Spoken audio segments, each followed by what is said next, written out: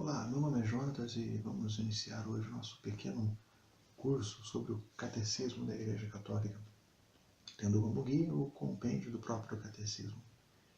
Então vamos começar respondendo a primeira pergunta que está lá no compêndio. Qual é o desígnio de Deus acerca do homem? Bom, vamos entender então algumas coisas. Deus se basta nele mesmo. Deus ele não precisava, Deus ele nunca precisou do ser humano. Ele quis precisar do ser humano. Então Deus, de maneira livre, de maneira bondosa, de maneira amorosa, ele criou o ser humano à sua imagem e semelhança. Ok? O porquê disso, se ele não precisava, se nada disso?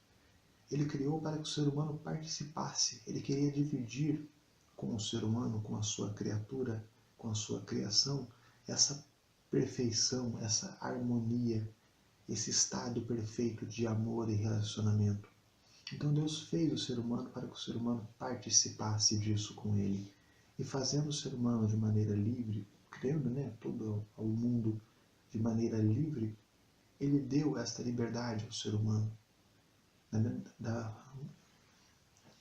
Da mesma forma que ele fez o ser humano por amor e livremente, ele queria que o ser humano usasse dessa liberdade para acolhê-lo e para amá-lo também livremente.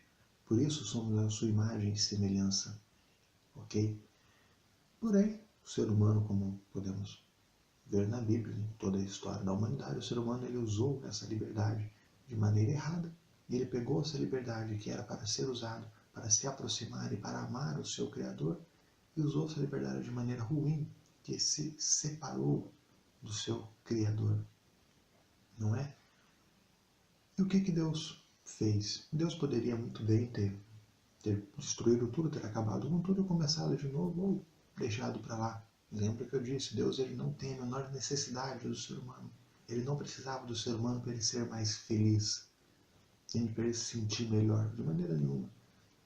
Então ele poderia ter acabado com tudo, a partir do primeiro pecado.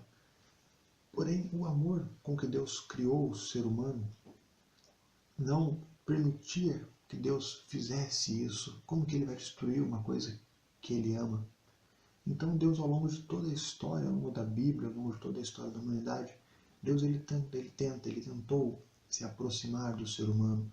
Mandou os profetas, mandou os mensageiros, mandou os sinais, mandou tudo para que o ser humano visse e voltasse àquela realidade novamente, voltasse para ele, usasse da sua liberdade que Deus deu para se unir de novo ao seu Criador. E a história caminhou, os tantos mensageiros que Deus enviou, e as pessoas não acolheram de maneira perfeita aquela mensagem, não deram a devida atenção àquela mensagem, até que tendo preparado a humanidade na plenitude dos tempos, como diz a própria Bíblia, Deus enviou o seu Filho. Entenda que o próprio Deus vem até nós. O próprio Deus assume a nossa fraqueza, não assume a nossa fraqueza, a nossa mortalidade. Deus se faz igual a nós. Entende? Com exceção do pecado, claro. Mas Deus vem e Deus dá a oportunidade. Quando Jesus morreu na cruz, Jesus salvou a humanidade inteira. Eu ouvi uma vez um padre explicando sobre isso e deu um exemplo interessante. Quando Jesus morre na cruz, ele nos salva, já somos salvos, então é como se ele nos desse um convite para entrar de novo no paraíso. Então ele nos deu esse convite. Agora basta o ser humano cuidar desse convite, fazer valer o sacrifício de Jesus, cuidar desse convite com carinho, com amor. Um dia chegar na porta do paraíso e apresentar esse convite. Entende? Então a nossa salvação já está garantida.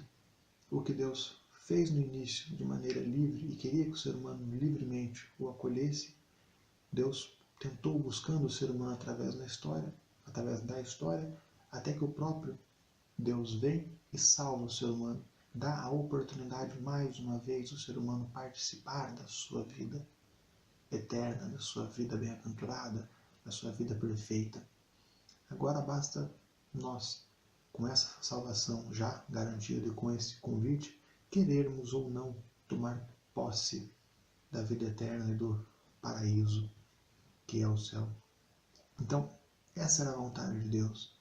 Esse era o seu plano ao criar tudo, que o ser humano participasse da sua vida perfeita e do paraíso. E agora, depois do pecado, com a morte do seu Filho, Ele nos dá novamente essa oportunidade. Então, peçamos a Deus aí a graça de vivermos de acordo, de podermos guardar esse convite, né, durante a nossa vida e cuidar dele, para que um dia voltemos aí à casa do Pai, voltemos ao paraíso e ao relacionamento com Deus. Deus abençoe.